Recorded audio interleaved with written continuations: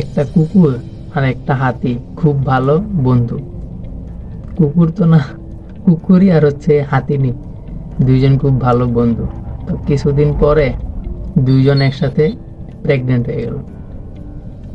তো প্রেগনেন্ট হওয়ার পরে কুকুরটা 4-5 মাস পরে হচ্ছে যে 5-6টা বাচ্চা দিছে।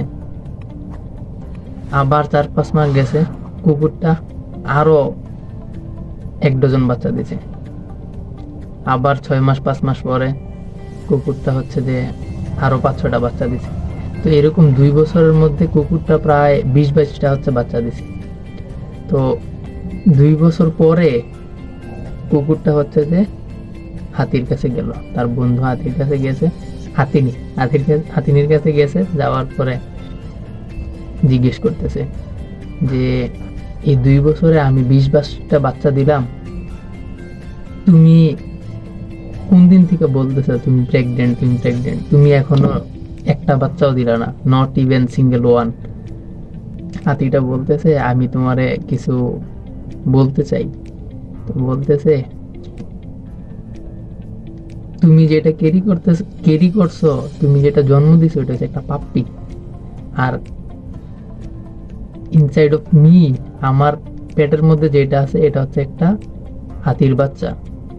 হাতির বাচ্চা যখন জন্ম নিবে তখন হচ্ছে যে যখন ও ভূমিষ্ঠ হবে, মাটিতে যখন পড়বে, এই গ্রাউন্ড এটা হচ্ছে ফিল করবে। যখন আমার বাচ্চা যখন রাস্তা দিয়ে হাইটা যাবে, মানুষ হচ্ছে দাঁড়াইয়া যাবে, মানুষ হচ্ছে অ্যাডমায়ার করবে। তো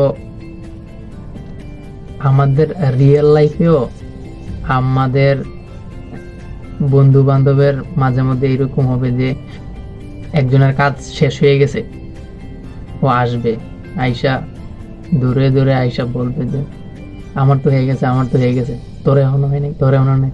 আবার দূরে দূরে আসবে, আইসা বলবে আমার তো হয়ে গেছে, আমার তো হয়ে গেছে, তোর এখনো হয়নি। যে অন্যের সাথে কম্পেয়ার না করে সেরা, তখন ওরে হচ্ছে যে একটা অ্যান্সার দিতে পারে না। অ্যান্সারটা হচ্ছে যে তুই যেটা ক্যারি করতেছ এটা হচ্ছে যে কুকুরের বাচ্চা, আর আমার ভিতরে যেটা আছে এটা হচ্ছে যে হাতির বাচ্চা।